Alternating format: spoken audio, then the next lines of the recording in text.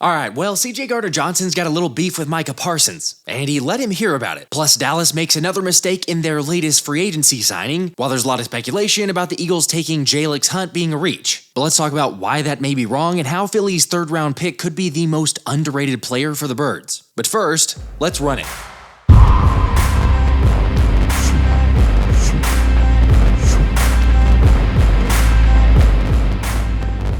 What's up, guys? Let's start with a little trash talk. After Eagles safety CJ Gardner Johnson questioned Micah Parsons' loyalty to Dallas, which is totally fair because I think we've all speculated on how much Micah wants to return to his native land by now, with the showing up to Sixers games and Philly games and really just all of Philadelphia. Plus, he's honestly just always talking about the Eagles. But it was this latest situation with CJGJ ringing the bell at the Sixers playoff game and then Micah posting some pics in Philly that had CJ responding saying, "Clout's a hell of a drug." Matter of fact, give me my ovation I need. We don't care about no Eagles and no Texans. I mean, no Cowboys, no Texans. What?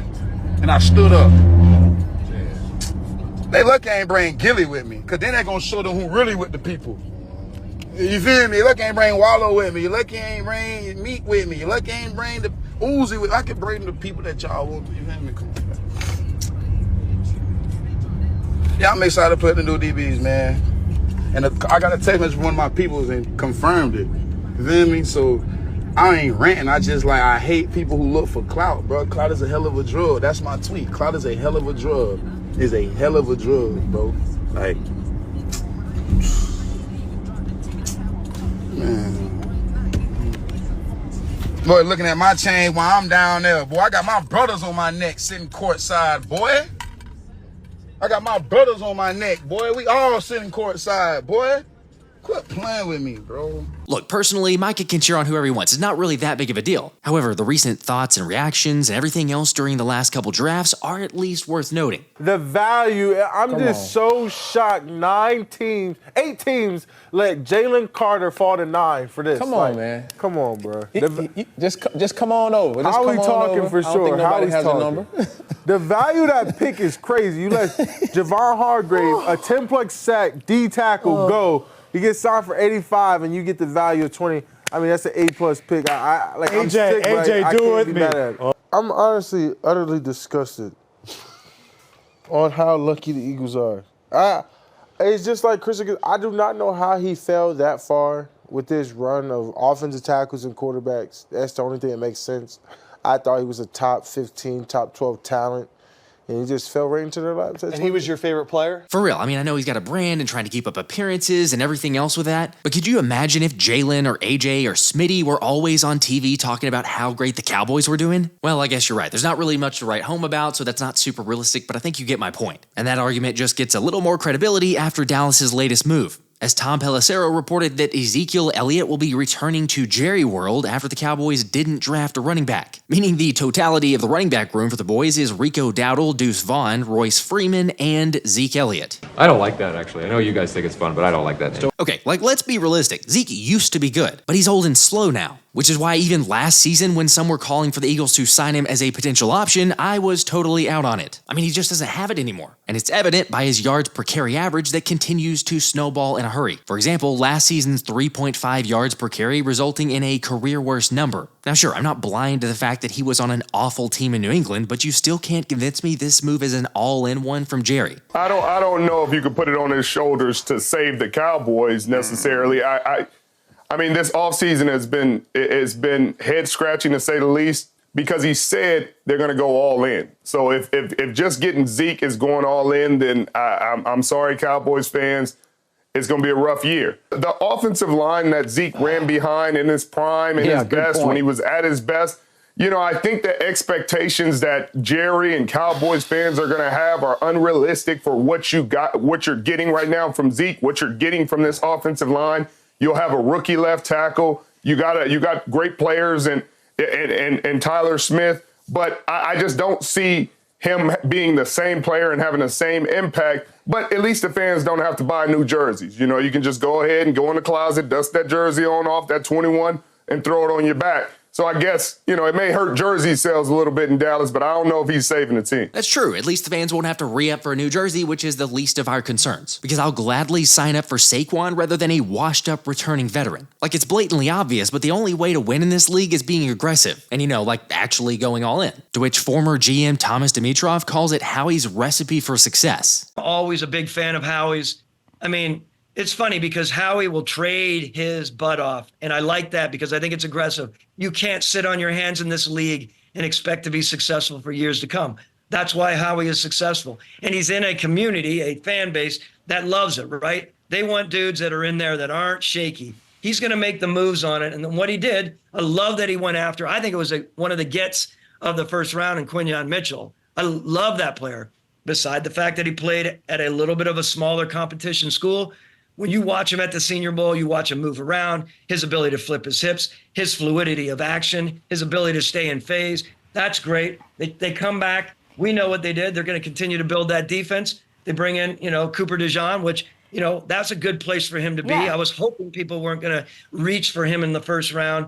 They come up and they make another really good pick, I think, in the second. I just liked how they were aggressive. They always are.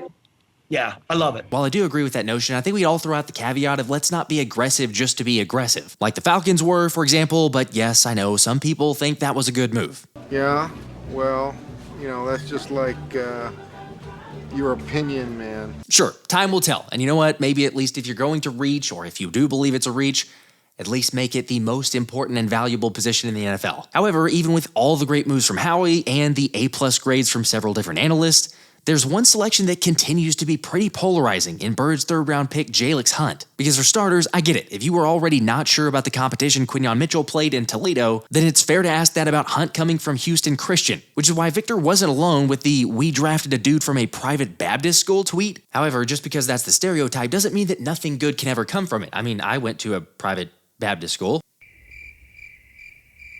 Okay, fine. In actual relevancy, the Eagles had another dude from private Christian roots in 1977 pick Wilbert Montgomery, who actually ended up making the All-Pro twice. However, yeah, that was a really, really long time ago, and the positions are not the same, so maybe not the best argument. Although Jalyx Hunt is arguably one of the most underrated players from the draft, since not only is he one of the most athletic players in the entire draft, but the Eagles brought him in for a top 30 visit prior to the draft, with Howie admitting to an unbelievable amount of upside in the 23-year-old. He's got freaky tools in his body, he's an explosive guy. I mean, if you watch his best plays, he's doing things that are unique. He can bend, he can close, he can finish, he's long. He's an extremely smart kid, obviously, coming from Cornell. And we feel like we got a good edge rush group. He doesn't have to come in here and we're going to develop him like we talk about. This is a perfect developmental guy for us because of the tools in his body and his character and his work ethic, and we think we can really find something with him. But that's on us. That's on how he's going to work. And, you can say, well, that's the third round, and you're a good team. Why are you doing that? Because these guys are hard to find. And we believe in the edge rushers, and we just felt like there was a tremendous buy-in from our staff about this player, obviously.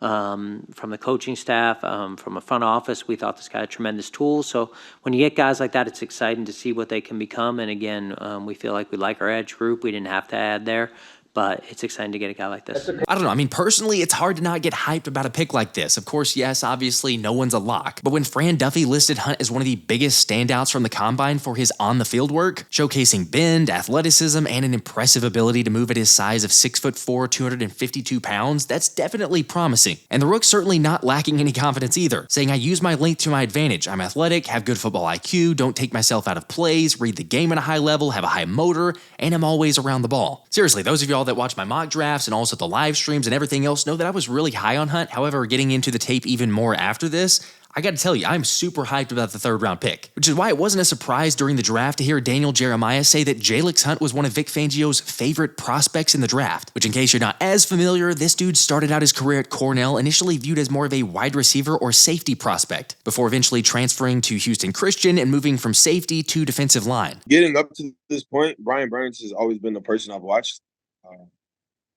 And now, I'm in a room with people who could really help me.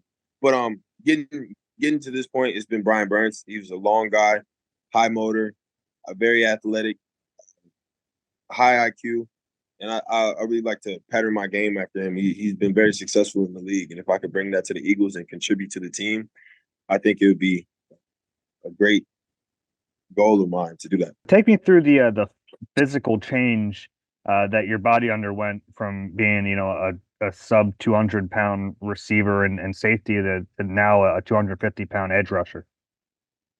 A lot of weightlifting, buying into the programs my coaches have prescribed to me. A lot of eating, more eating. I like a lot of food, but it's a lot of eating to put on this much weight. So I had to get used to that. So it was kind of just a overall working out perspective and eating.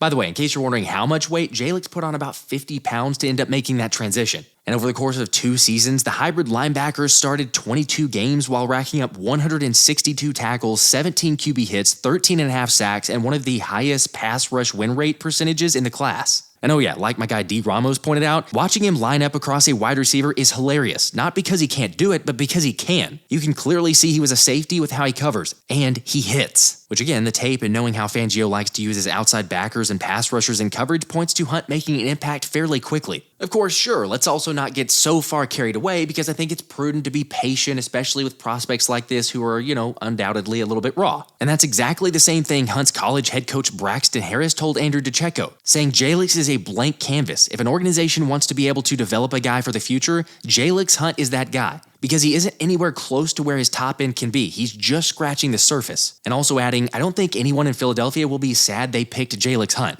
So there you go. I mean, call me crazy, but I think we'll look back at this eventually and say this was one of the most underrated picks of the entire draft. But if that's not enough, even Brian Baldinger likes a couple different aspects of his game. Lightning fast is Jalyx Hunt, number 13 from Houston Christian. You watch this right here and you watch his movement. You watch how he bends at 6'4", 250 pounds. Like he was the Southland Conference Defensive Player of the Year. You watch him right here. Do you see this move right here? Like this is a great stab. Like this is a hell of a move. I don't care who it's against. This is Western Kentucky. But he turns the corner smooth. Now, like you watch his takeoff and you watch his power coming off the edge right here. It's real. Bam. All right, gets to the quarterback. This right here, this kind of stuff, when you watch it right here, he's going to make the tackle disappear. Like this movement and suddenness that he plays with is real. Now, I don't know where he's going to get drafted. He's a third-day pick. But if you're looking for somebody off the edge that plays hard, he's got great movement, like right here. Here he comes. Right through the tackle, go find the ball. Like he does this a lot. He played at Cornell, wasn't highly recruited, probably a day 3 project. But he's got talent, and he moves well. All right, yeah, Baldy had a day 3 grade on him, so who knows there. However, if Adisa Isaac from Penn State had been available, then maybe we'd be having an entirely different conversation altogether. Yet after Isaac was taken 1 pick ahead of the Eagles, Howie admitted to not wanting to miss out on the type of prospect like Jalyx. So we'll see and time will tell, but speaking specifically for this pick and all the factors that we just mentioned and breaking down the footage and game film and everything else, what grade would you give for the Jalyx Hunt pick? All right, let me know y'all's thoughts in the comments. I'll catch y'all on the next one. This has been the Philly Special.